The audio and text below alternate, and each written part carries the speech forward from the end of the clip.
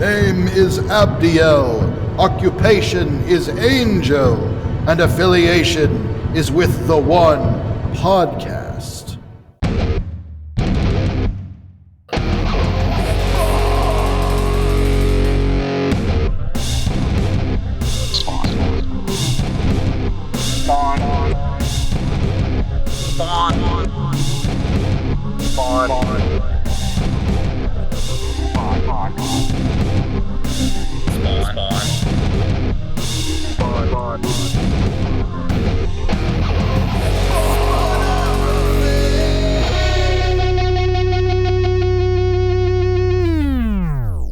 Welcome back to another episode of Spawnography. I'm your host, Pierce Lyden, here with, as always, George Marston.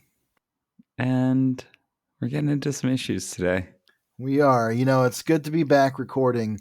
This is going to come out in probably, December, January at this point? Early January? Definitely maybe? December. Definitely December. Well, by that time, the world will have settled into all the bullshit of this week, but we're recording this right after the election, and that's all we're going to say about Kamala that. Harris is president. Yeah, exactly. We won. We did it, Joe. Oh, boy. What a cool world. How's your week been? George? I can't wait to vote on Tuesday.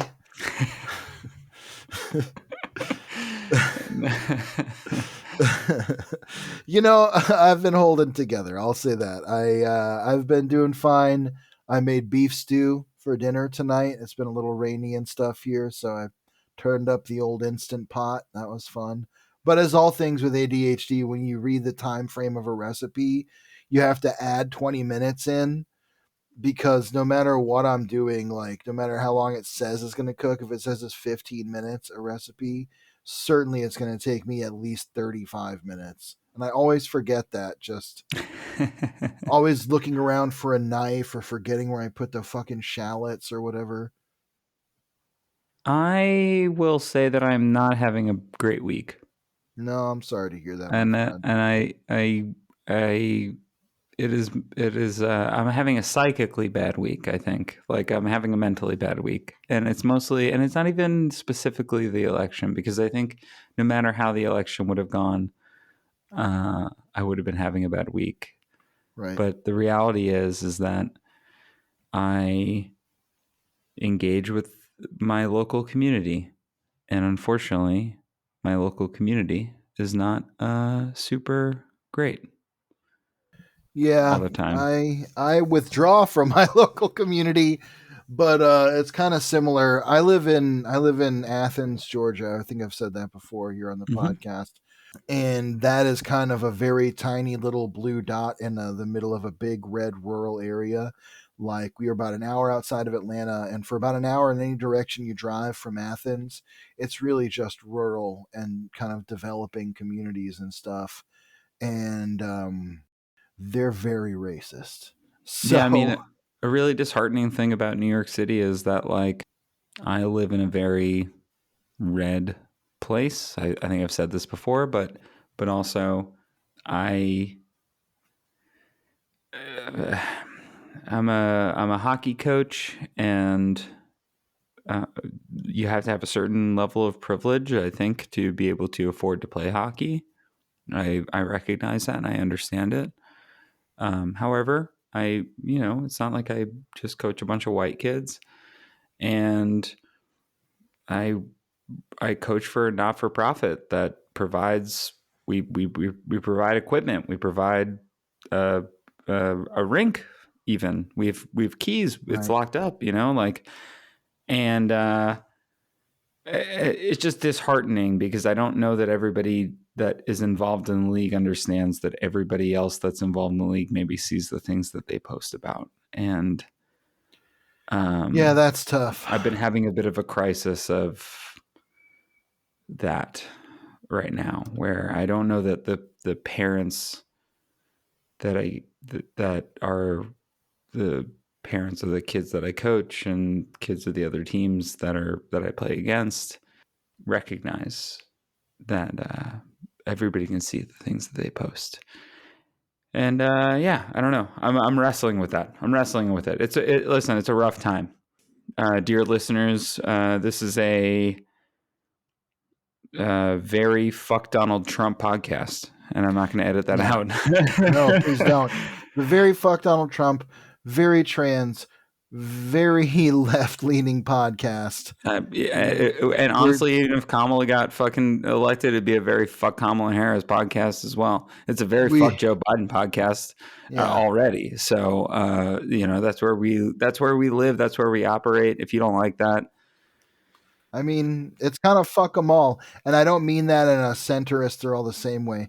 I no, mean that from a leftist, they're all the same way, where yeah, they're all part of the same machine. And there's a lot of parts of the world that are sleeping exactly the same tonight, no matter who got elected, at least for now.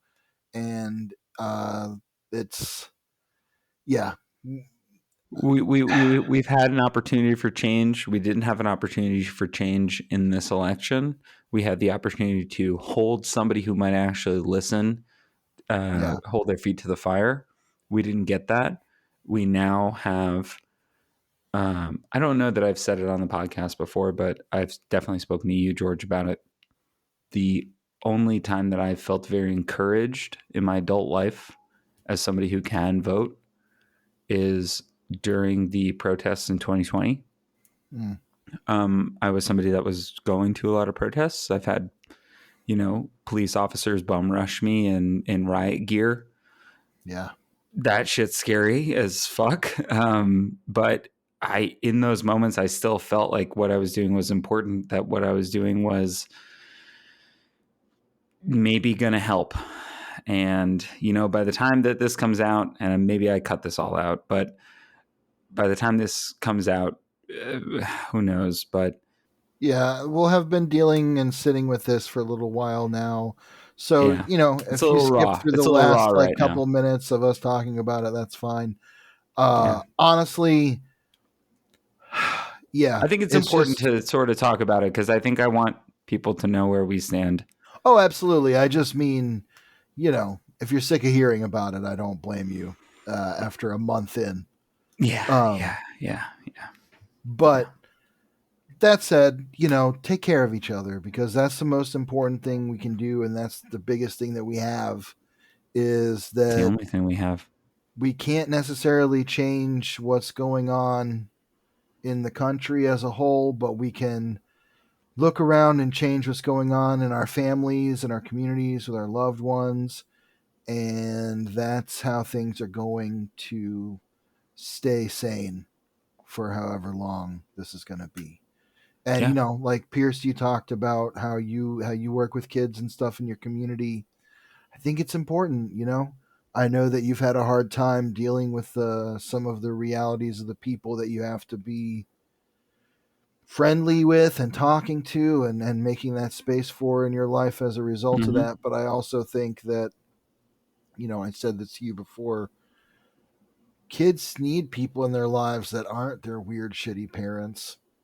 You never know which of those kids is someone who is like I would have been in their situation, looking for an adult to trust, even just as someone to see another point of view or another voice that isn't saying something that might be hurting me. Yeah.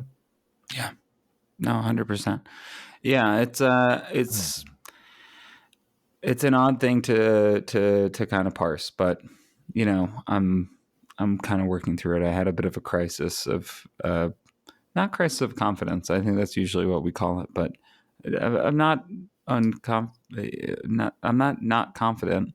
It's just I'm I feel a little uh, untethered. Untethered is the best word for it. I think where I know what I believe, but I feel a little lost at sea. If that You makes know, sense. I totally get it because living in the South, even living in a place that is very, relatively blue, etc., liberal at best in a lot of ways, you see it everywhere. Like I live in a college town. The frat boys are already out of hand. My next door neighbor is like a I bet. Trump supporter. it's kind of a situation where sometimes, even in the best of times, as a trans person, as a visibly trans person, very often it is hard to tell who you can really trust and how people are going to react or interact with you. And I totally get that feeling of just feeling unmoored from from what feels like the popular decision making or popular zeitgeist or whatever it is. Yeah, I don't know. I get what you're saying, and I'm kind of there with you from a different angle. I hope that people will remember to love each other and just focus on that as the core principle of how we're going to try and preserve some sort of the best parts of our way of life here. I agree. I agree. Anyway, we've Yeah, done 10 minutes on not nonsense this time, just on sort of kind of very being serious shit. serious. And the reason you're listening is because we're going to talk about Spawn. And in this Yeah, case, we're going to talk about talking Curse about of the Spawn. that's right. We have a Curse of the Spawn two-parter tonight. Now, the last time we did Curse of the Spawn, it was a four-part story. We covered only the last issue. That kind of was it. It didn't work. We're still trying to figure out how those Curse of the Spawn issues were going to work. This is just a two-part story. It's kind of standalone, but it does have some interesting correlations with the stuff we just read in the last two-part arc of Spawn. And it has some very interesting tie-ins to other parts of kind of the non-Spawn Todd McFarlane reality mythos, whatever you want to call it, which we'll get Mm-hmm. into. Um, I think it's gonna be. This is maybe my favorite Curse of the Spawn we've read yet. It's certainly the shortest arc. We did skip the Angela stuff. Yeah, we didn't cover that. That's true. Part of the reason for that is that there's not a lot there that matters to Right. Spawn, whereas this might matter a little bit more. And I actually think that it does give some context to Malbolgia, the levels of hell. There's actually like a little bit more continuity, quote unquote, here. It feels a little more directly relevant. Yeah. Yeah, that I felt was exactly more directly relevant. So that's why we're going to cover it here today. And we will eventually go back and cover those Angela issues, I'm sure, with somebody who Yeah. wants to cover them. Listeners, if you're somebody that wants to cover them and you really like want to be on the show and you got something to promote, Yeah. hit Why us the hell up. not? Yeah, Why not? I'm not against it. I'm trying to think of what else around the time that this comes out. Oh, around the time that this comes out, we will have our episode with regarding Spawn about issue 39. It is either Mm, just come out or is about to come out, but yeah. we're gonna be hanging out with those homies again, which will be fun. Doing a special Spawn's And Miss. they'll be on a episode of ours as well. So Yeah, it's gonna something be to look good. out for. Anyway, Exactly. So I'm gonna go ahead and hit you on with those credits for Curse of the Spawn number 15. Todd McFarlane and Image Comics presents Sympathy for an Angel. Story by Brian Haberlin, whose name you'll recognize as regular colorist on Spawn. Pencils by Dwayne Turner. Inks by Danny Meeke and Chance Wolfe. Copy editor and lettering Tom Orzakowski. Colors by Todd Broker and Mark Nicholas. Dedicated to Kirk Dilbeck. Now, I did look up Kirk Dilbeck. He is an art agent. an art agent. I only Yeah. found him as an artist. Oh, you did? Okay. That's I interesting. I found him found. at Three Wishes Art. Oh, see, I found that too, but it said that he's like an art agent and. Oh, maybe he's just posting stuff that's people he represents, which makes Yeah, I sense think that might be it. because none of the stuff that he posted like looks like any one artist. Yeah, I think he's like an art collector and rep and maybe marketing guy. So probably Cool. someone who worked with the team. Yeah. Cool. So this story is interesting. I'm going to set the stage a little bit before we get into the pages because it's going to kick off right away with what I'm talking about. In 1996, Todd McFarlane released, or McFarlane Toys released the first wave of their Total Chaos line, which Hmm. was one of their early non-Spawn lines.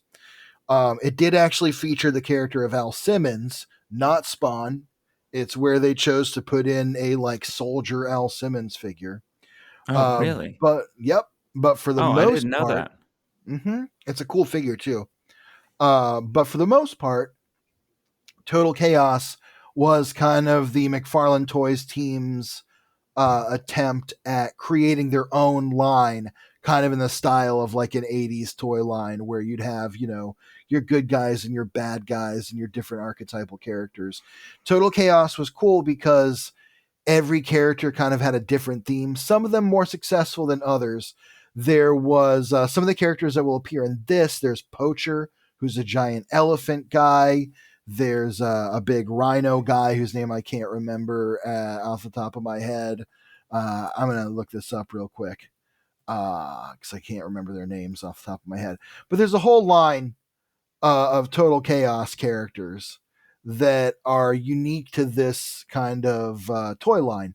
And this two-part story does bring in some of those characters, which is kind of cool. Like I said, it brings in Poacher, it brings in Al Simmons does show up a little bit. We get Egg Boy, Corn Boy, that's his name, Corn Boy, which is what a name. And then there's the the I cannot remember the rhino guy's name. I'm trying to find it, but I'm not doing a great job. There's Thresher, who's like the blue lady with like red armor, and the rhino guy is found it. Ha ha ha! It is Hoof. All that for a fucking for Hoof. Anyway, You know what's um, crazy? You know what's crazy about McFarlane Toys being pretty huge right at the time that it's very huge mhm. is that Small Soldiers comes out in 1998, I know. You and know it that feels that crazy that it's not just the Total Chaos characters because it's kind of close. right. It is similar. That what's funny? Those small soldiers toys very popular among certain generation of adult collector. Me, I'm not a me, huge fan. I was a little too old, but I I think I they're love cool in that. I retrospect. love that movie, and I love the Gorgonites. That's what they're called. That's right. I haven't seen that movie since I saw it in theaters like the weekend it came out, so that's where I'm at. Oh, with Tommy Lee Jones's Chip Hazard. That's right. I was gonna say, by the way, you can get uh, in package Total Chaos figures from the original line very cheap on eBay. They are Really? not expensive. Oh yeah, $69.99 for a lot of six right now, including the one that I had, Dragon Blade, who is like a knight. He has like a sword and a lance and like a he has a very cool like kind of weird angel looking lance with a very violator-ish dragon head on it, which is kind of Hell a yeah. fun callback to that story where it establishes that the myth of the dragon is based on Violator. So anyway, Pretty Total cool. Chaos. This is one of the few instances, if maybe the only one, where some of these characters are actually tied into the comics. And so the setting of Total Chaos is like a place in time and space where all these different things collide. In a way, almost like if you've ever played Fortnite, the concept of Fortnite is that it's an island where chunks of different realities have come together.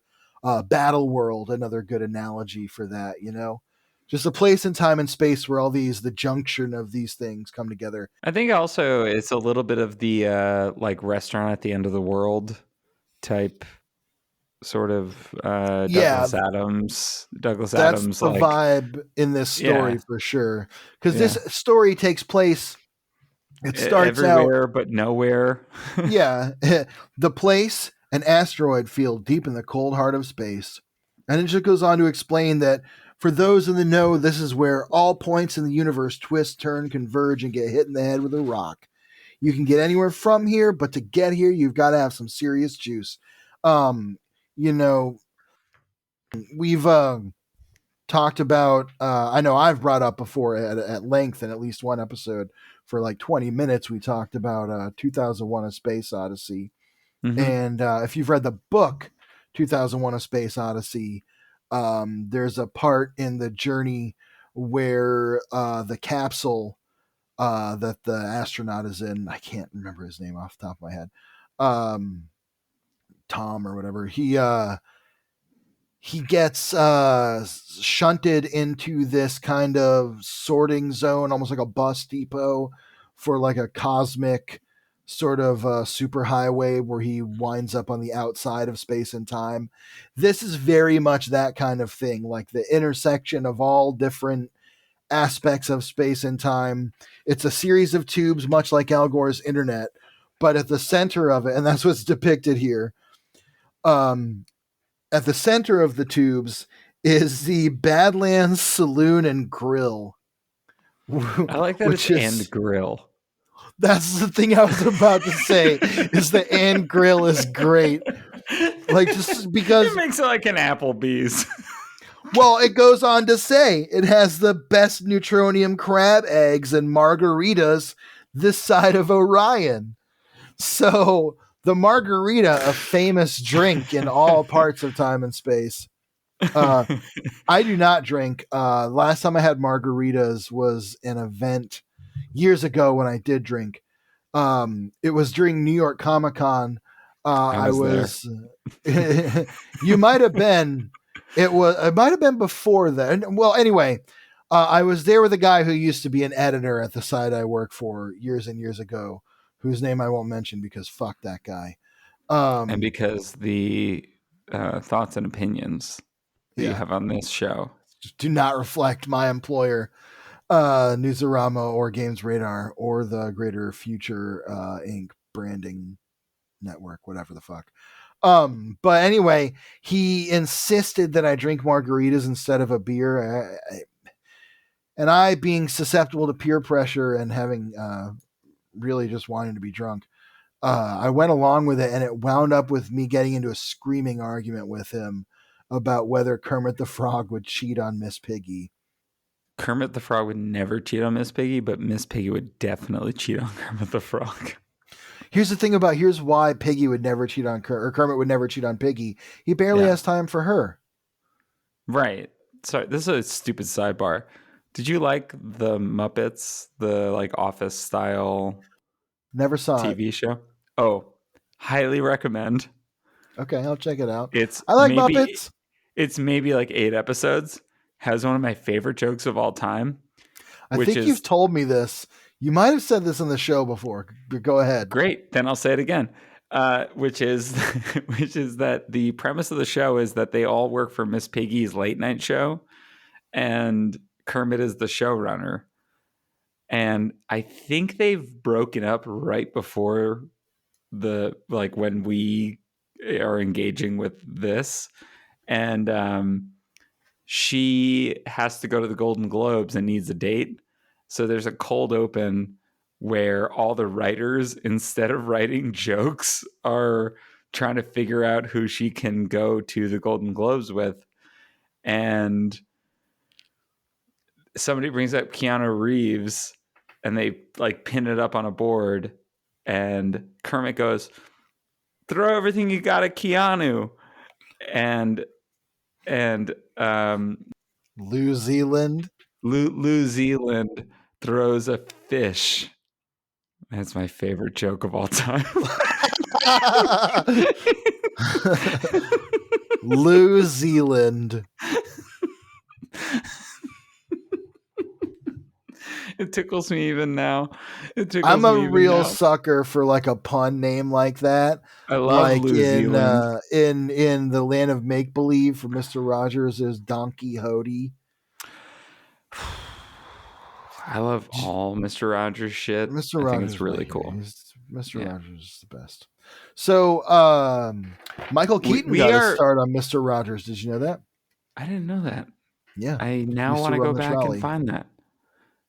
He used to run the trolley. He was a PA. Oh my god.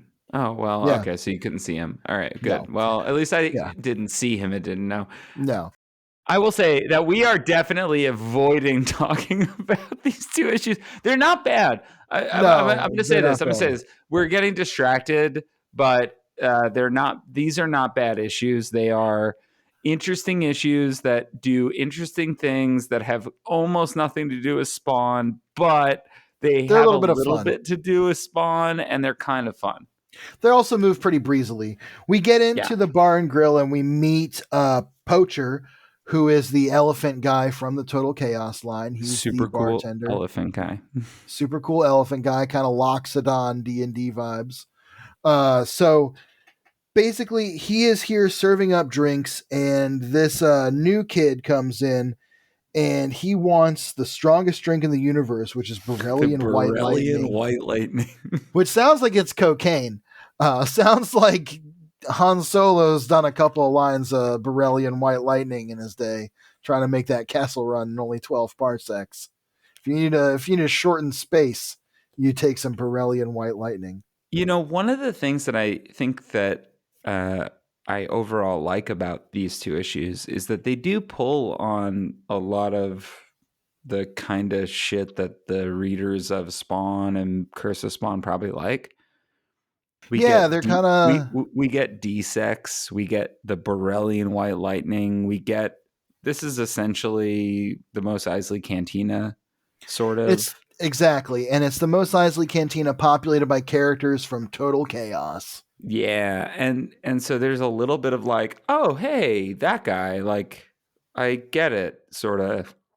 I think that the art probably doesn't do any of that justice. Yeah, I was gonna say it gets muddy a lot of the time. The inking, especially Super on muddy. Poacher, is like very hard to read. The colors I like better a lot of the time than I do in some of the issues of Curse of the Spawn we've covered, but there will be times throughout this where it's like brown on brown on brown or just gray on the I page. mean, But there's just like here so much gray. there is, but there's enough bursts of color in this opening bit that a lot of it is more legible. I will say the gray on gray of Poacher in his bar is kind of hard to read. Just make him like blue or something. Just Or make just him make the blue. background a little different. Yeah. Anyway, while this new patron is getting harassed by Corn Boy, which what a terrible fucking name for a giant Hey, you got an cyborg. action figure. He sounds like based on the fact that Poacher is a giant elephant, you would think that Corn Boy is like a giant corn on the cob, but no, he's just a big generic cyborg guy. Yeah. And he is kind of razzing this new guy who asks about a certain piece of decor on the wall, which is an angelic breastplate. Here's Mm-hmm. where we learn about our main guy for this two-part story, Abdiel. Abdiel is one of the original angels, it says, and his name actually means servant of God. I didn't look that up, but that's probably right. Um, the that actually makes a lot of sense if I think about my declensions. Uh, He's anyway, it it shows up in like Chronicles, Abdiel, the name Abdiel. yeah, Um it doesn't necessarily mean servant of God, yeah, I guess, but but it could. it's a biblical name. Yeah. So we meet Abdiel, who is one of the angels who serves the wrath of God. He executes what they call Executive Order 77AB, which is the old Sodom Gomorrah routine. And we find out that he was responsible for killing an entire star system that went nova. And when we first see him, we get this kind of cool Kind double of looks page spread. sick. He is an angel, but he's all torn up. His wings are all just bone. His armor is all kind of covered in blood. His His face face is is all just shredded. He's got like he looks like Wolverine after the fight kind of thing. But he looks like he, Sabretooth plus. yeah, he's kind of cool. And that's kind of the vibe here for him too, is just that generic 90s gruff badass warrior guy. But I do like in this two-page spread that we get kind of the So the left hand side is more of this like, oh my god, super 90s, like his hair is like long, he's got these bones and muscles. But on the right hand side, we get to see the past, right? Did I Mm-hmm. read that correctly? Yes, this is a glimpse of the past, and this is a glimpse at the fall of Lucifer, where Lucifer becomes Satan, or so to speak, if you want to put it in those terms. Anyone who doesn't know the apocryphal story of the fall of Lucifer, and we talked about this actually briefly in I think our last episode. Mm-hmm. Lucifer was the brightest of God's angels, and he realized that if he was the best of the angels, why couldn't he rule his own place? It's better to rule in heaven or hell than to serve in heaven. He Correct. falls from God's grace and becomes the ruler of hell and the eternal adversary. He, in terms of historical biblical connotation, he's often sort of conflated with the serpent of the Old Testament and some of the like darker presences of the what I will call the adversary, Mm-hmm. which is just the figure, the biblical sense of the adverse force against God. But yes, this is his fall. It's kind of cool. And we see that Abdiel was there with him. Yeah. We see Satan fall. He looks at Abdiel, and it's just like told in this series of inset panels. And he just like kind of breaks apart like glass and falls away. It's kind of a cool little vision. Um, There's a moment here where Abdiel is hanging out in the bar and grill. Someone's ordering a gargle blaster, which I think is, boy, I've had a few gargle blasters in my day. I can't complain about it. He's hanging out with Angela here. She's just kind of off to the side. There's Thresher sitting with him. They're kind of like Thresher is one of the other characters from. From Total Chaos. Mm-hmm. And they're just kind of, he's talking about how fed up he is with heaven not just laying waste to the armies of hell. And while he's saying this, a random hellspawn off to the side, he's just like, "What are you looking at?" And the hellspawn's like, "Nothing, sir." I kind of love that panel, by the way. His eyes there, Yeah. he's got the crazy eyes. One of his eyes is all squinty, and the other one is, he's got that like Uncle Ruckus eyes. He looks like Popeye or something. He gets a call from his boss, who weirdly almost looks like Jason Wynn, but like if Jason Wynn was in the black room of Twin Peaks somehow, in the Black Lodge. That's a whole esoteric concept we could get into on the Twin Peaks podcast. That'd be great. Anyway, so yeah, he's kind of, he says, "Get me Commander Abdiel." They pull Abdiel in from space. He gets teleported. We learn that Abdiel hates getting teleported. I think that's fun because it's just like Al Simmons hates it. He says that it doesn't feel good. One thing that I think is kind of interesting about this versus a lot of the just straight up Spawn issues we've read, not a lot of captions here, and the captions we do get are like voiceover captions. There's not a lot of like, "And lo, he saw across the void of space and time," and whatever. There's just like people talking. And so it's a Yeah. different kind of pacing that makes the story move pretty quick. I think that Brian Haberlin is trying to marry these scenes because there's like a lot of stuff going on and we're actually jumping from thing to thing to thing, Yeah. but action's not really happening necessarily. Like characters are No. not really driving this story. It's mostly just like vague sort of like, and now you go here, and now It's that you're all world here, building basically up until this point. We learn about the bar and grill or whatever it is, the tavern and grill. We learn about, Applebee's. yeah, we learn about the cosmic Applebee's. We learn about the I feel God in this Chili's tonight. We learn about the cosmic Applebee's. Said that like 3 times. I feel Malbolgia in this We meet Applebee's tonight. Abdiel. I feel Malbolgia in this Applebee's tonight. That's how I would feel if I was at Applebee's right now. For all your microwave food. Abdiel gets called back to the offices of his boss.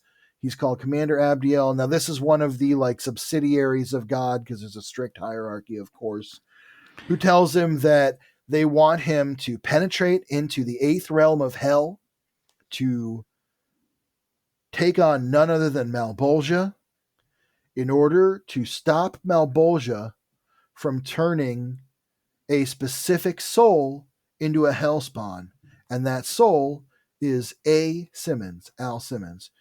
Because of this, Abdiel has been ordered to go undercover, wait for the right moment to strike in hell, and kill Malbolgia right when the time is right, in between the time where Al arrives in hell and before he becomes a hellspawn. Because if Abdiel can kill Malbolgia and free Al before he becomes a hellspawn, his soul will be sent to heaven, is what we learn here. There was a last minute reprieve for him, basically. And somehow, through the tragedy of Abdiel, it didn't come to pass. And we're going to learn about how that happened. That's what the rest of the story is. Yeah. Which, again, is a little bit of the sort of, hey, you should care about Al. Yeah. Of this era of Spawn, where I think that Todd has realized, like, oh, maybe I wrote him too far into like 90s bad boy, and I have to make him somebody that you can kind of root for in a real way, and that like maybe the reality that's been thrust upon him, which is being Spawn, is not the worst thing in the world. I do like the way Poacher, his face kind of pops up in the corner of some of these images as the narrator. This one right here really stands out because Poacher's in gray and Malbolgia, the image of Malbolgia there is really hot. We learn a little bit about Malbolgia, that he killed his creator thousands and thousands of years ago and has now become the ruler of hell, of the eighth level of hell in his stead. He's one of the most surviving and survivable demons. Sometimes they die. We also learn that like he's a theta class demon. Yes. Whatever the fuck that means. Which doesn't really mean anything in the context of the story, but it also just tells us as readers, like, oh, there's different classes of demons, and like we're now learning that like Malbolgia may not really be as all powerful as we think he is. The fact that he was able to take over his throne means that like maybe somebody else could take over that throne in the future. Right. If you're And listening to this in 2024 and you read Spawn currently, you know that and spoilers for anybody who's not read Spawn to its current continuity, there's a new person in charge of hell. Won't tell you who it is. You can go read and find out. But and they talk about that and how Malbolgia is one of the demons that has survived a lot of those attempts. He is kind of the Teflon Don of hell. Yeah. And he's got same hair. He's got the same hair. They even talk about how his hair looks bad in this. I like all the interstitials with like Corn Boy being like, "Come on, Poacher, just give him the Borelli and White Lightning, or I'll kill him myself." Because he just it's just so weird. It's got that weird 80s, 90s shitty sci-fi vibe that I actually really like that kind of. There's like a Liam Sharp thing going on in all the art, I think. Yeah, in a way. That I really like. There are times when it works. There are times when there's almost just too much texture and it's just willy-nilly texture. It's not really used in a very smart way in certain places. Here's the thing. I think when the colors are able to, like, these spots where, like, for instance, Poacher is just like in the corner against the oranges and reds of Malbolgia looks great. The earlier stuff with just Poacher in the bar where everything's just gray. And like, now we're about to get to a bunch of no brown idea what on the brown. fuck is happening. Yeah, we're about to get to a bunch of brown and orange on brown here as Abdiel surrenders his breastplate, which he can't wear because he's supposed to be disguised as a fallen angel, goes into hell. He heads down to hell. The horrible souls there are all just crying out for help. but he meets one of these weird kind of Cenobite looking guys who calls himself Smuggler, who offers to show him around. He gets really excited that he's with a fallen angel. He's kind of bragging about it. Abdiel gets confronted with these. They walk to the gates of the realm where Malbolgia is, and the guards are like, "State your occupation and affiliation." And Smuggler tries to sneak him in, but Abdiel can't take it. He's just like, "Fuck this," because he hates being undercover. He summons his wings of fire and his fiery blade and starts swinging it around. He yells out, "My name is Abdiel, occupation is angel, and affiliation is with the one God." So like he gets through. They meet this other demon, Lilith, who's just hanging out. She is like a succubus, of course, Grand Duchess of the Eighth Plane. She tries to seduce him. She's That like, art "Oh, is cool. Art this there's art cool. is it's cool. The colors don't do it many favors. It would be better if it was colored a little bit better, but it is actually pretty cool. It is very murky, but yes, I like the line art. I like this whole sequence, actually. I do really like where she's like getting up close to Abdiel, and she's basically trying to seduce him to Would help you her please kill remove your Malbolgia. hand is really funny. Yes, from his like angel bear nubbin Junk. place. I'm Well, yeah, no, imagining it's junk in she's this. just grabbed his junk.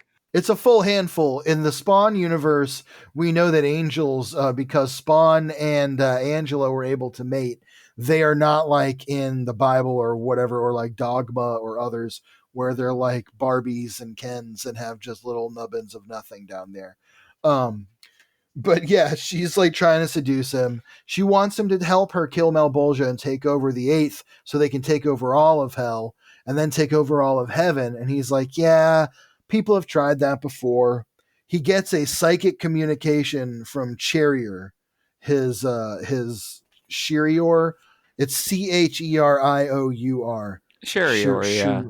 Sherior. Sharior. Yeah, who is his boss, telling him a show of violence here will attract Malbolgia's attention.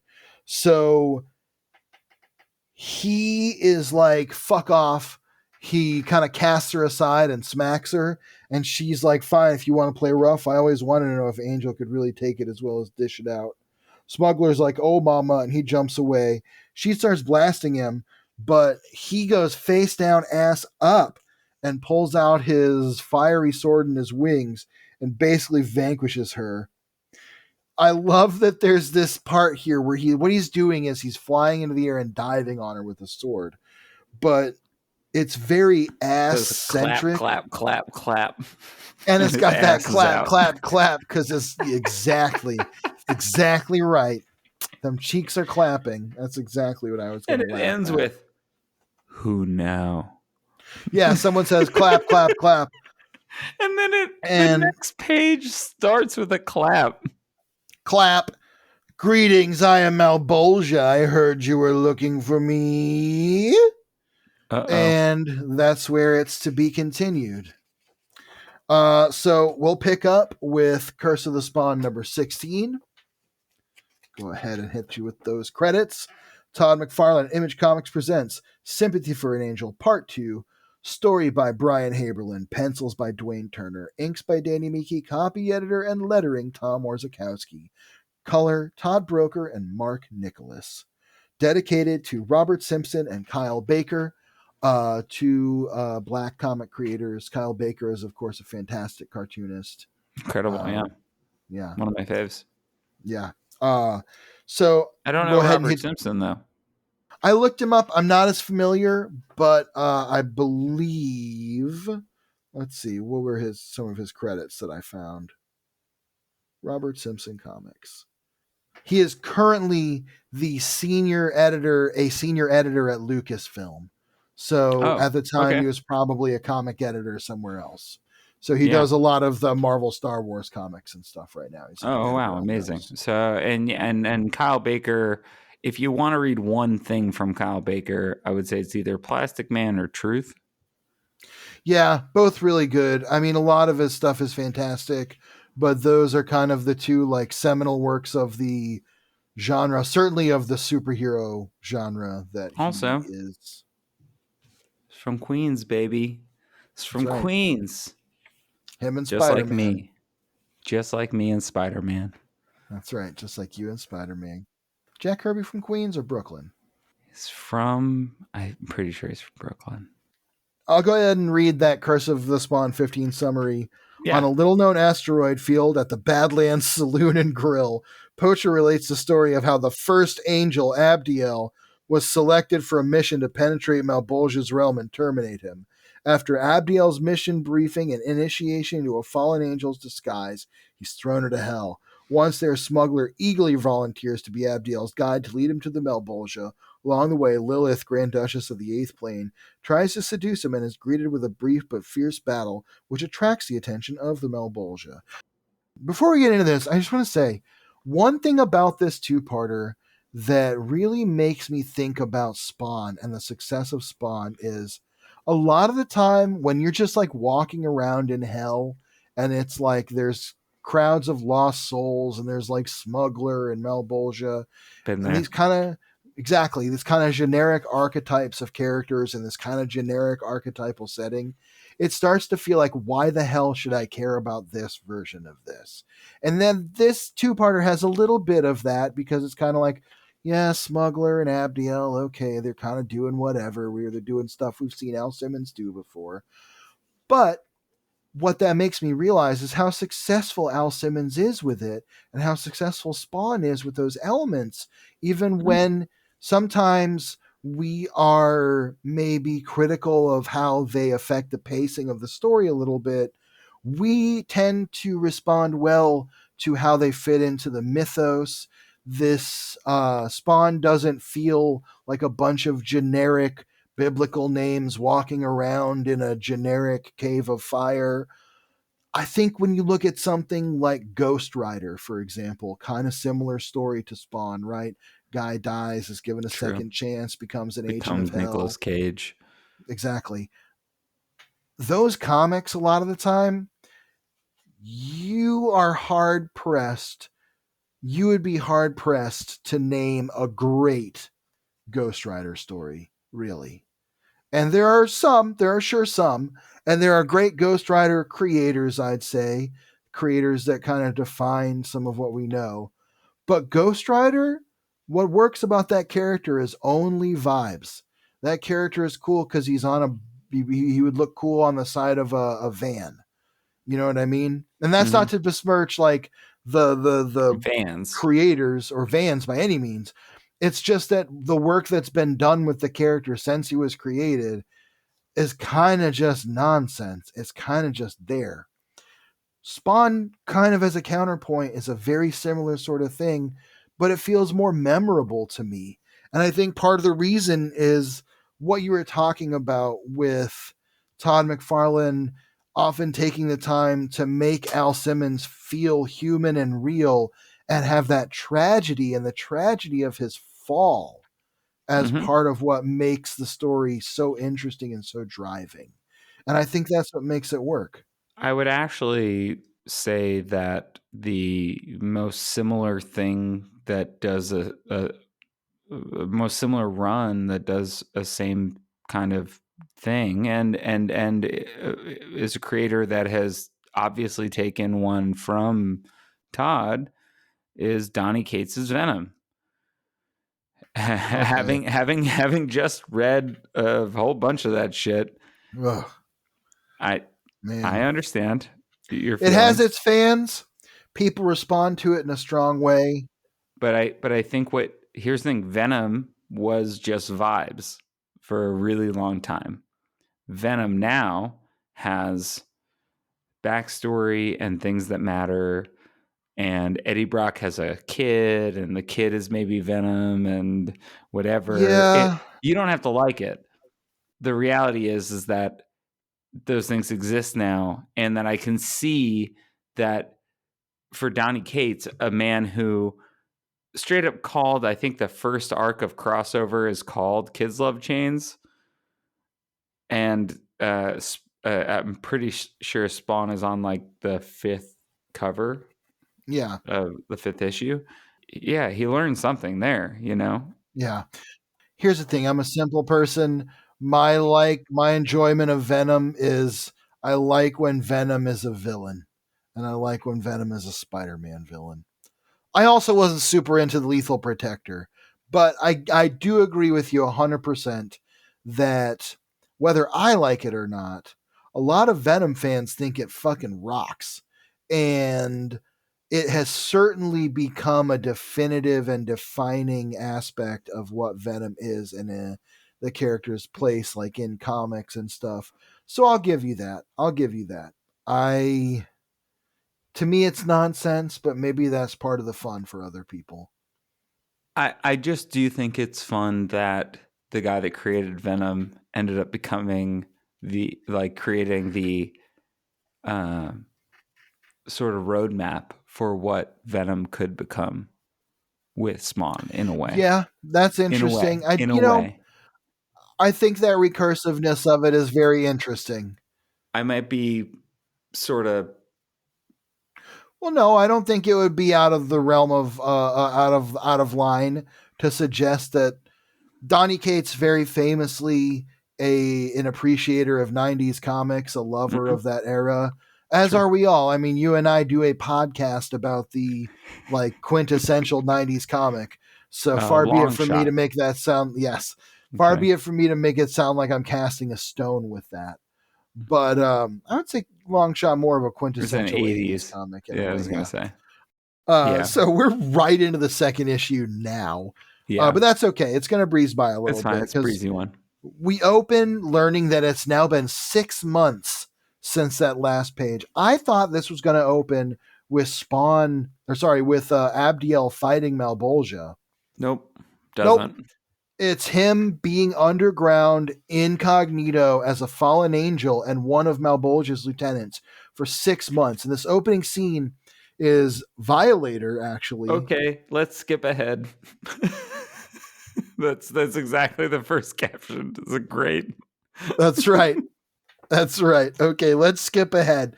So Abe's been undercover in hell for about 6 months. Oh yeah, Poacher calls Abdiel Abe. Um, and we get this fight between Violator and a random Hellspawn. He says, "I'm the most powerful of Hellspawns." I like that this goes back to how much Violator just hates Hellspawns.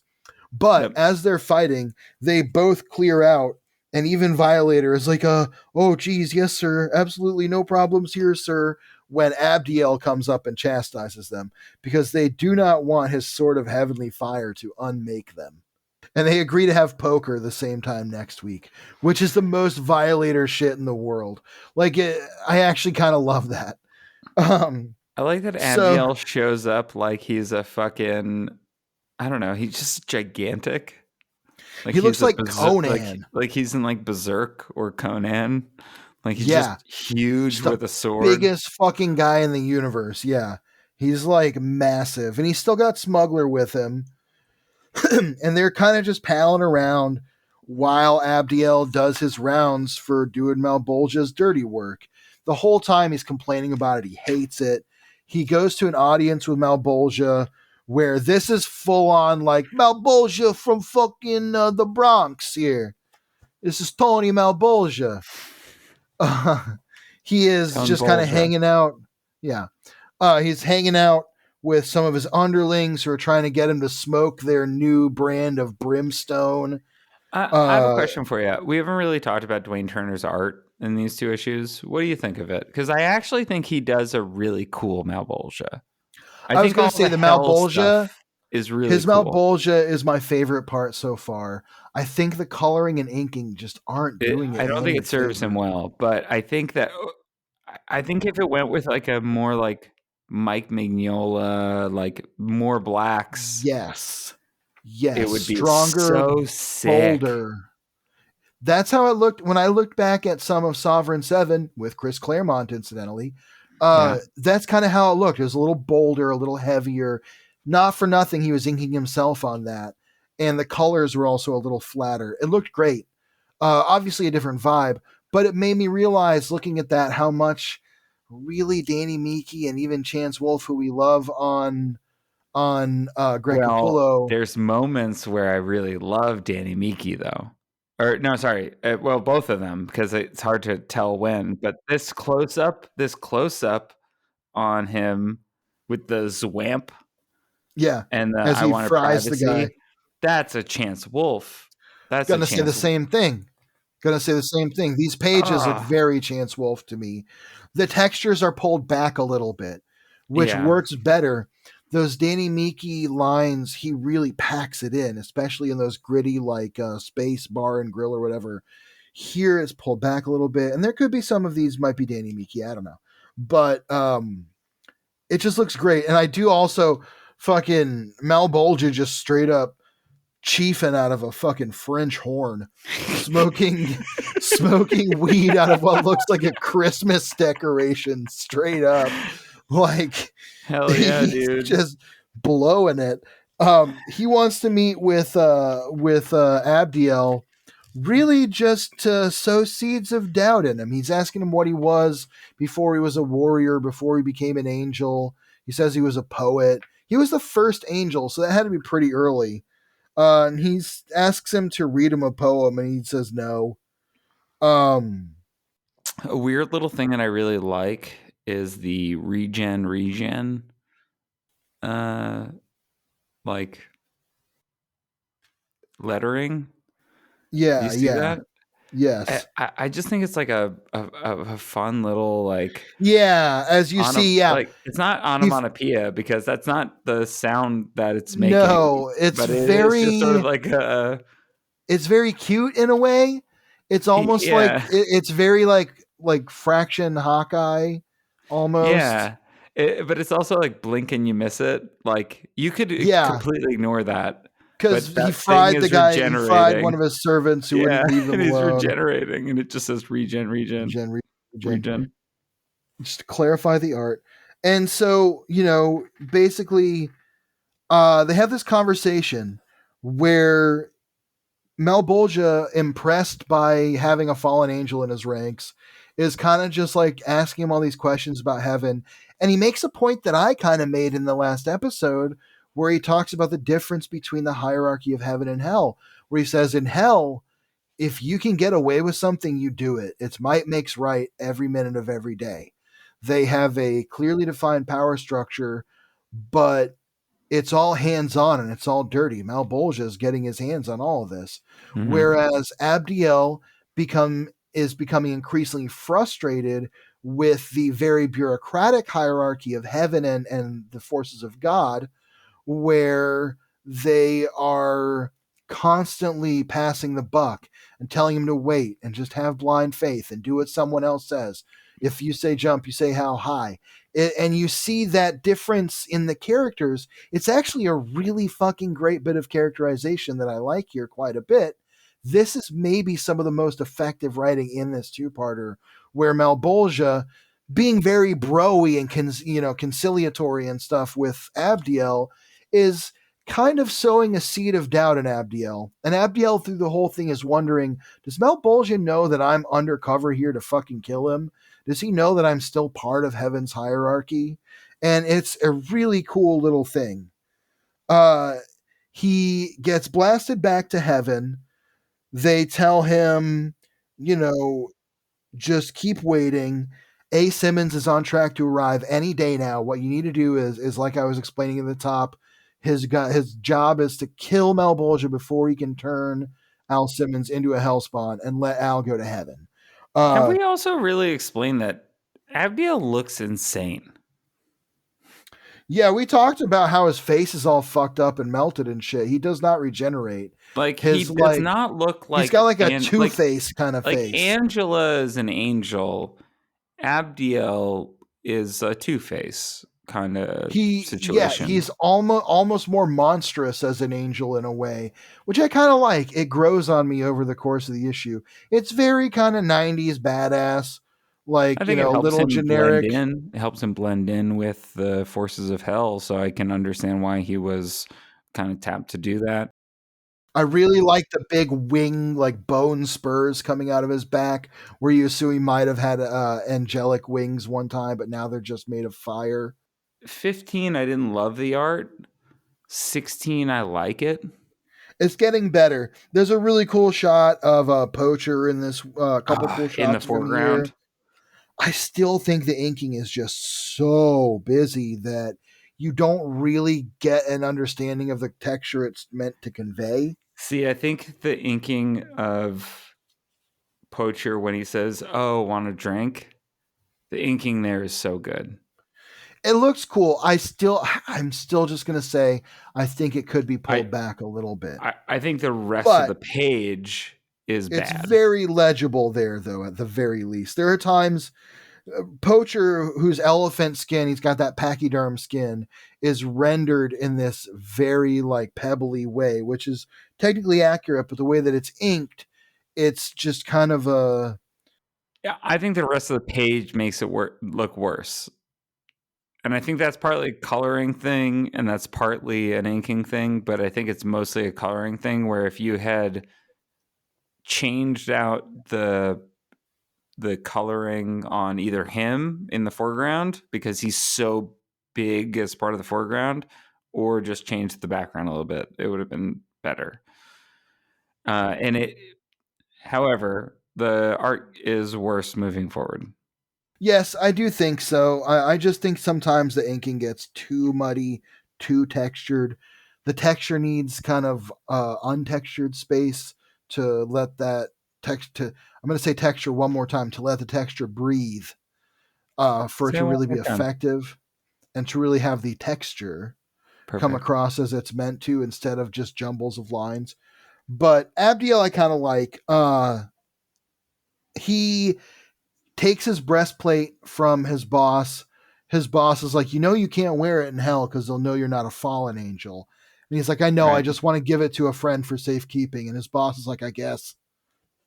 So he takes it to the tavern and grill and gives it to Poacher. And he says, if I don't come back, then you can have it. It'll be decoration for your bar. While he's there, he runs into Hoof and Thresher, who are really pissed off at him for apparently having turned against the forces of good and become a fallen angel working for the demons. He can't explain to them that he's undercover. Thresher kind of turns her back on him and says, "Stay away from me, hell maggot." And it says, two hearts break at the exact same time. And I guess they were in love the whole All time. right. And you never know. You don't know what you got till it's gone, I guess. Listen, you're And he not getting says, this in young blood. All right. no, like Darth Vader. And he says, I'm an angel. I serve God. I'm not some hired thug or assassin. Am I? I'm a poet. I can prove it. He doesn't. He doesn't prove it. He goes back to hell, and Malbolgia's hanging out. He's setting up the special ritual to turn Al into a hellspawn. It's kind of funny. It's almost like he's setting up like a big party. He's got demons moving crates around and stuff. He's like telling them to be careful. He's setting up a circle of fire. We get a brief glimpse of Jason Wynn and Jessica Priest and the flaming body of Al Simmons as he's thrust to hell. Very similar. It's just a brief glimpse of what we've seen several times now. Very similar to what we see in the movie. It says, and here's Al, as Malbolgia kind of like calls out, welcomes him to hell. And Abdiel's like, this is it. He says, I better get in position. I'll use method 237. I'll butt my head through the back of his skull, make it short and sweet, which is kind of funny to think that Malbolgia might even be that vulnerable to an angel of Abdiel's strength. But also that he might not know, right? Like that he might not have some sense. Yeah. He says, but Malbolgia kind of stops him. He says, it really is quite silly. All this, my army's bigger than yours. I mean, if an angel is so set on doing God's will, then you shouldn't be afraid to ask him. If you can find him, that is. I don't even think he's around anymore. Kind of basically like snidely, like just musing openly to taunt Abdiel. He says, if you just go ahead and ask him. And Abdiel says, you go ahead and ask him for me. And just as he's about to strike, he gets a psychic message that says, abort the mission. And here's where we get a little side bit about the neutronium crab eggs. He says, there's a fine art to the eating of neutronium crab eggs. You have exactly 30 seconds after they hatch to consume them at the height of their ripeness. Really a taste beyond compare. So you're really eating the crabs. He says, and if you, Corn Boy says, if you wait, and Poacher says, good question, Corn Boy, which sounds like something from a Kevin Smith script. If you wait beyond 30 seconds, the resin in their shells hardens from contact with the air, making them nearly indestructible, and their little mononuclear edged claws can cut through a starship hull like it was the hot butter you wanted to use on them. End of culinary interlude. On with our story. And the demons, as Al Simmons is being created, are singing crab guts, demon flesh, did a chicka, did a chum. Very like Ewok-ish, yub nub. Yeah, it's super weird. Abdiel's about to strike. He gets a message that says, you are return to base. I repeat. And Abdiel says, I'm still in position. And the boss says, that's a negative, Commander. Return to the base now. Al Simmons looks at him as his flesh is all burning away and he's becoming spawn. And he looks at him and says, what the fuck are you? He says, I'm an angel, Abdiel says. And Al Simmons, as his face becomes the spawn face we sort of know, says, Real looking like Chance that. Wolf face right there. Yeah, absolutely. He says, looking like that, then I must be in hell. And that's all we see of Al Simmons. It's a neat little cameo. Yeah. Abdiel gets back to the base, meets up with Cherior, his boss, and his boss is like, I know you must be disappointed, but we were acting on erroneous information. Main branch just informed us, you see. Simmons is supposed to be a hellspawn to fit in with his plan. Sorry, son, but we all have orders to follow. And Cherior kind of chews him out, basically says, fuck your bureaucracy. You didn't battle demons. I have. You know, Mal Bolger ran Yeah, things you sent better. me in there. What the fuck, dude? Yeah. He has this key moment where he says Mal Bolger ran things better. He goes up to heaven. We get a moment with St. Paul, who is guarding the pearly gates, and he's just like sitting at a computer like a secretary, you know. And Abdiel forces his way in to see God. And I actually really like this. I actually love this moment where he meets God. I think this is so clever. I think Brian Haberlin does such a great job with this. He goes into heaven or wherever God is, and it's just a dark void. And God is just a small burning ember of a flame. And Abdiel, with his shadow cast into this void by the Really cool light panel from behind him, really cool, says, Sir, it's me, Abdiel. And the fire just says, crackle, crackle, crackle. And he says, yes, it has been a while. And it says, crackle, crackle. And he says, the point, yes, sir, well, I almost feel silly asking, but I need to know, am I doing your will? Basically questioning that the orders he's gotten are actually the will of God. That the will of God could ever be to have Al Simmons become a spawn. Yeah. And God doesn't even respond. There's just a flash of light, and Abdiel says, no. And it says here, Poacher explains he was set up by a master, the only one who knew God would kick him out even for asking. And he even had the nerve to be waiting, just waiting there in hell for him to land. He had a present for him all wrapped up in a bow. And Mel Bolja says, I know you probably aren't too happy to see me, and I know you'll need some time to adjust, but I just wanted you to know there'll always be a place for you here. And he gives him a present. Incredible. And we later see that the present is, in fact, a breastplate. And it's like a Spawn-style bone breastplate with the, like, Malbolgia M kind of wings on it. As Abdiel himself arrives in the tavern. Hellspawn. Well, he's not a Hellspawn. He just has the Hellspawn breastplate. He's like a fallen angel. He's like a Hell's Angel. He's like a semi-spawn. We'll say he's like a demi-spawn. We'll find out more about him later. Yeah.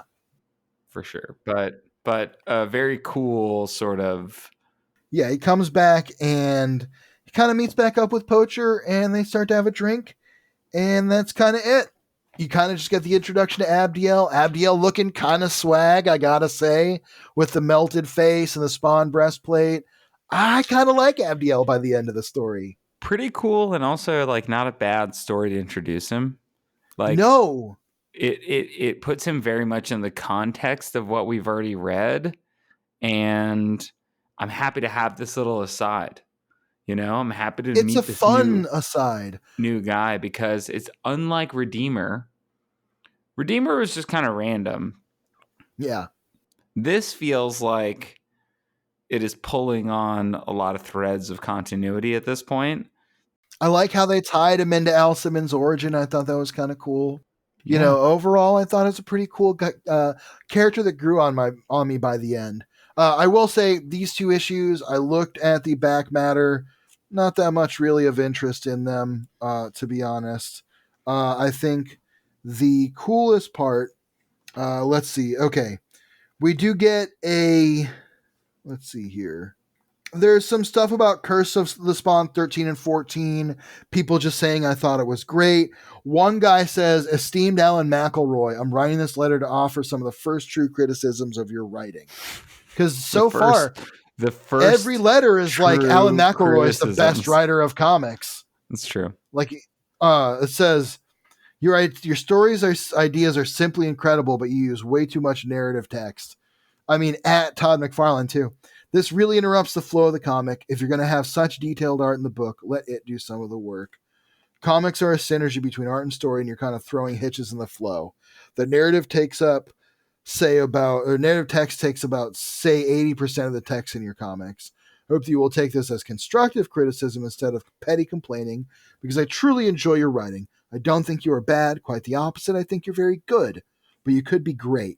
Considering the fact this is your first work in comics that I know of, you're already great. Each of your story arcs has had a distinct feel to it, and what really impresses me is that each storyline roughly corresponds to what was going on in the original Spawn issues. 1 to 4 is the birth of a Spawn, 5 to 8, Detective Sam and Twitch, 9 to 11, Angela, 12 to 14, Spawn's killer. Is this intentional? Anyway, I'll not make this a long letter, but I would appreciate any kind of response you could give. Sincerely, Shaughnessy Ryan O'Hearn, Titus, Alabama. Which, honestly, pretty constructive criticism. That was the nicest, one of the nicer letters that we've read. Alan says, well, yes, I've been told more often than I'd like to admit that I write too much narrative for the comic book, and you'd be surprised how much I've actually cut back. I'm a novelist at heart. There's just something in me as a writer that says if I'm not filling up the page, I'm not holding up my end of the deal and not earning my paycheck. I get that. I think that's a common viewpoint that a lot of writers have. Nevertheless, comics are a visual medium, and I'm still learning how to approach it effectively. I will, for the sake of Dwayne and Danny, as well as long-suffering copy editor Tom, try to reduce my narrative without giving up the feel of the material. I want what I write to enhance, not detract from or slow down the pace of the story in any way. I ask you to bear with me. I'm still in comic book preschool, and as soon as I learn to use the potty, I hope my writing will improve and everyone, including me, will benefit. I find graphic novels an unusually rewarding medium and hope to someday create a book of my own. To answer your other question, no, the story paralleling is a complete fluke. How strange. But then Spawn and I have always been in sync for some reason. Guess I should worry. Anyway, thanks for the letter, and by the way, great name. Yeah, nice response from Alan McElroy there. It's a little bit like, I'll do better for you next time, sir. But, sure, he's acknowledging the criticism. Yes, he's acknowledging the criticism. There's also a letter here about Spawn number 14, one of the Jessica Priest ones, that says, Dear Curse Words, I read Curse of the Spawn number 14. I think it is PHAT fat, parentheses, nice. Especially the action part when Jesse battles the evil big monster named Zack. I liked it a lot. When she shot him like 20 times, when she kicked him and knocked him in the face off the cliff and he drowned in the water. P.S. Keep track of your Spawn comics because it's all good. Jean Zalende, San Juan, Puerto Rico.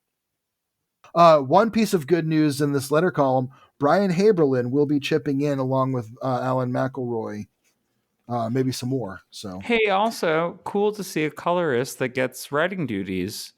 Yeah. I think that very frequently we get to see Rick Remender, famously, was an inker for a Yep. long time and then became Rick Remender, the writer. So There are a few of them. There are there's a some lot of guys. those examples, but There are a that's few the like one that I could pull up right colorists now.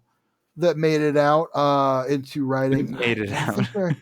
I think there are a couple of guys from Malibu, maybe. Yeah. Orzakowski got to do some writing. Yeah.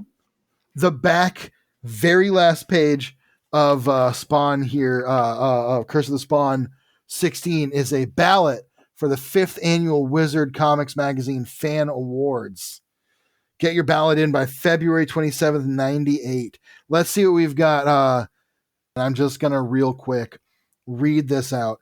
This is, you can photocopy this ballot, blah, blah, blah, blah, blah. As long as you follow these regulations, it says what the rules are. This is what's on the ballot for the year 1997 in comics, just to give y'all a little temperature of what was really popular. Great Kind year of for me incredible, in actually. comics. Favorite writer: Kurt Busiek, Peter David, Garth Ennis, Grant Morrison, Mark Waid. I mean, love them or hate them, those are some Titanic writers, and that's who was on your monthly schedule. Busiek would have been Avengers at the time, right? No, this was Thunderbolt, baby. Oh, it was Thunder. Really? 97? Yes, would have been Thunderbolts. Avengers was 98 Oh, okay. because I'm a little early.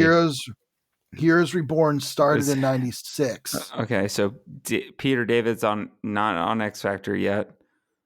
No, not yet. This would have been Hulk.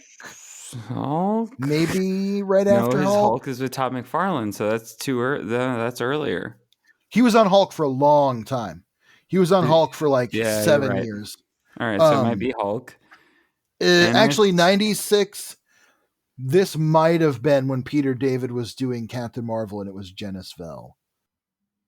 Yeah, you're right. That might have been. What's That Ennis might have on? been a little later. Ennis is not on Punisher yet, is he? No, Hitman, baby. Hitman, yeah. Hitman was the. We'll learn more about what they're on because they're gonna be. Let's see. Marvel Peter Boy? David. Was it Aquaman? Oh, it probably was Aquaman. Peter David was yes, Aquaman. It was at this Aquaman. Time. Peter David was Aquaman at this time. It was getting popular. Is Morrison Marvel Boy? No, that was way later. This would have been Justice League. Oh, duh. Mark Waid would have been Flash. Yeah.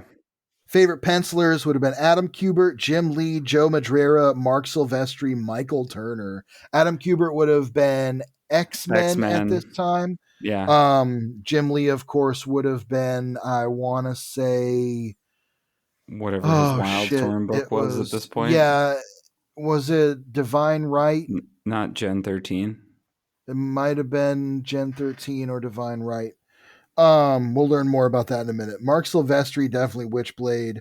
Michael Turner would have been Fathom at this point already. Yeah, I think this would 100%. Be right around the start. And Majura would have been X-Men also.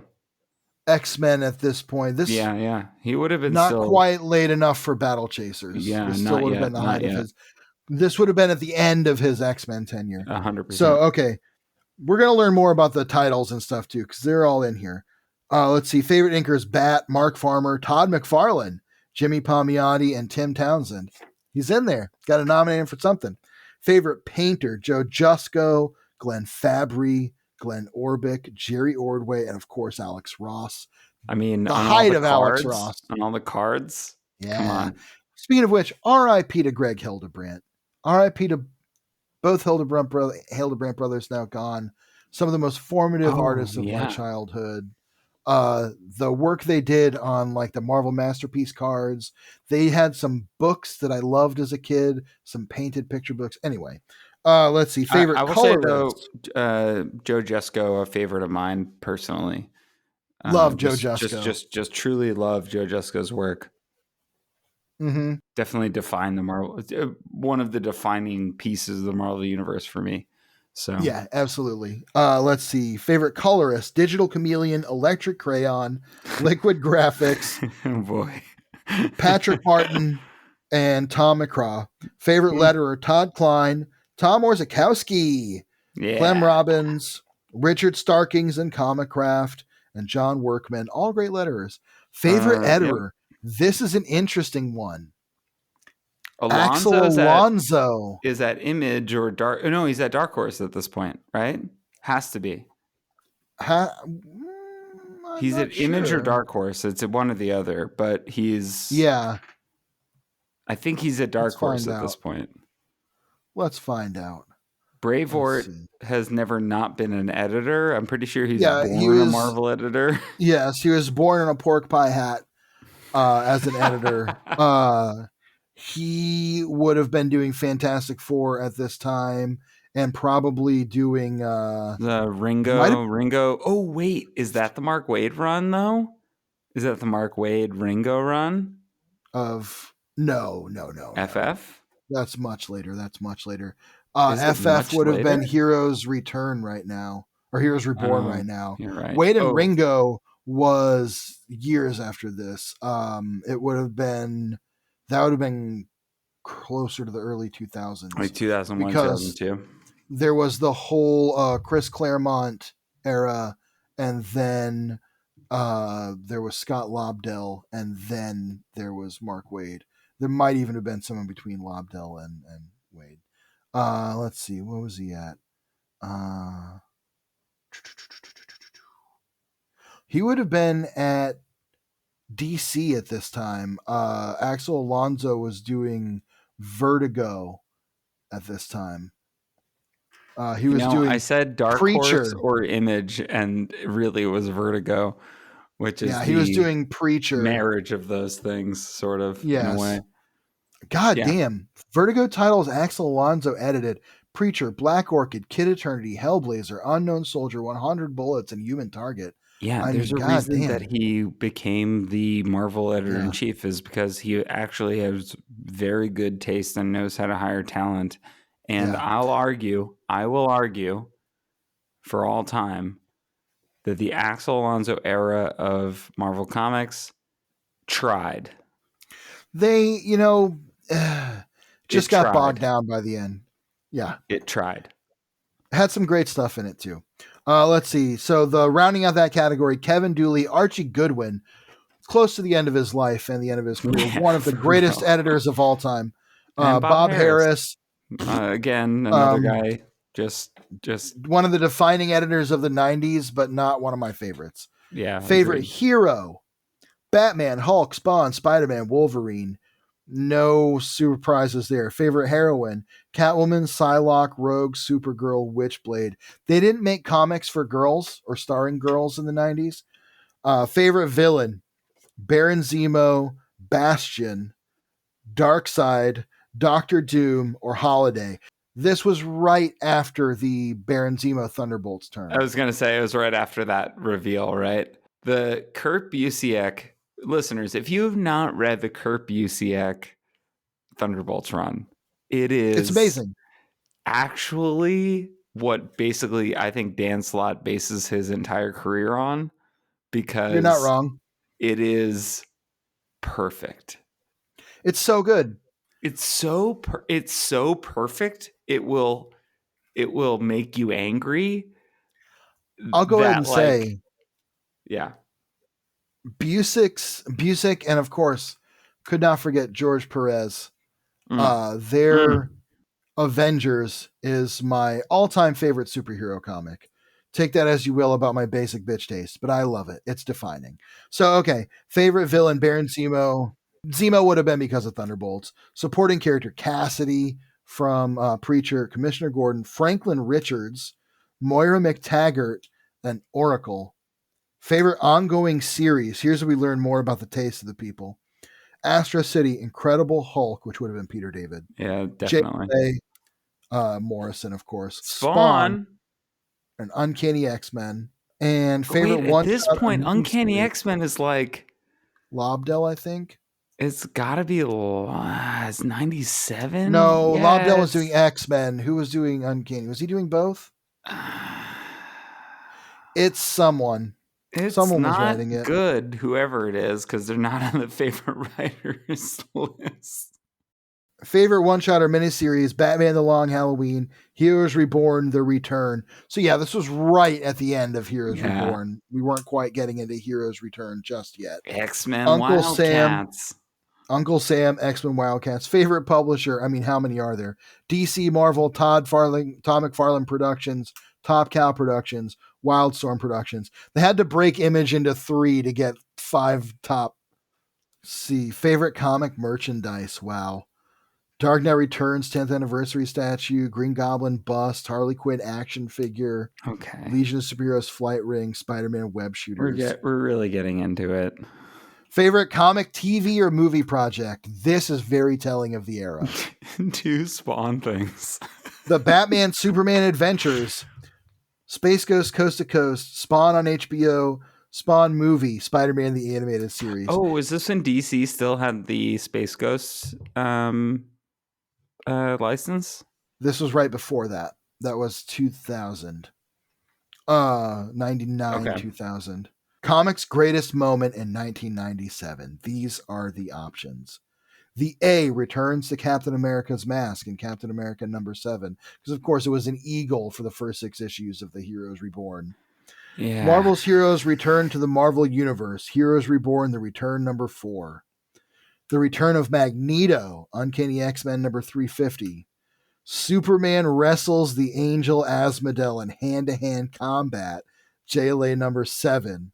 And of course, Thunderbolts revealed as the Masters of Evil, Thunderbolts #1. What's your vote? What's your vote on that one? Superman. Or Superman's second. Thunderbolts is my Thunderbolts is #1 for me. Superman is Thunderbolts second. Yeah, but Yeah. Thunderbolts is #1, 100%. Superman wrestling an angel. I mean, it doesn't get more Grant Morrison than that. It's always weird when people are like, you're into comics. I want to get into comics. What are your favorite comics?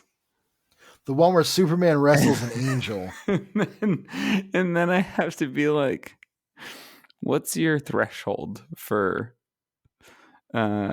weird shit? Yeah, for what comics are. Because like I could really send you down a path. Anyway, we read 2 issues of Spawn. Curse of the Spawn. Really. And they were not really about Spawn. But final thoughts. I'll go first, sure. I like Abdiel. I think it's a cool character. I have hope that he's going to show up again. Kind of very 90s cliches in a lot of way, but kind of the angel who's been like beaten and burned so bad by following God's will that it finally breaks him. I liked the character twist. I thought it was a nice little bit of characterization. And back to you. I think it's interesting to see him in the context of what we've seen from Spawn to this point. I think that like he didn't immediately become a Hellspawn. He didn't immediately become Angela. You know, it's I don't know. He exists kind of in the in-between. Yeah. And that's really cool. That's kind of what they say about him. He's in that little weird gray area. And also I kind of like seeing all the Total Chaos characters. It was fun. I love Poacher. I think he's cool. Here's the thing. I'm a sucker for an elephant guy. I don't know why. I just think like an elephant guy is cool. It's a cool aesthetic. Yeah. We've skipped over Curse of the Spawn issues before because they were boring and did not matter. These ones don't matter, but they're kind of fun. At least they weren't boring. Yeah. They were an easy read. We want you to read them because they were kind of fun. Brian Haberlin's pacing was really nice as a writer. Again, not many captions that weren't just narrative captions. Still had some of those asides that like Todd McFarlane likes to throw in, little tangents, but really fun overall. Also fun for the colorist to get to write some Spawn. Yeah. Yep. Sort of. Yeah. Anyway, if you like the show, you want to rate, review, subscribe, you can do that on all the places that you can find Spawnography. We're Spawnography everywhere. We're the only Spawnography. Yeah, find us all over iTunes, whatever your podcatcher is, wherever you listen. Please rate and review. Give us 5 stars. We love that. If you have comments, please send them to us. You can send them to our email at spawnographypod@gmail.com. Leave comments on iTunes or Apple Podcasts, rather. Leave podcasts on Spotify if you want to. We'll see them there. And if you have anything constructive, kind, cool to say, we'd love to hear from you. George, for God so loved the world. He gave his only begotten Spawn. See you later, little Spawn. Spawn!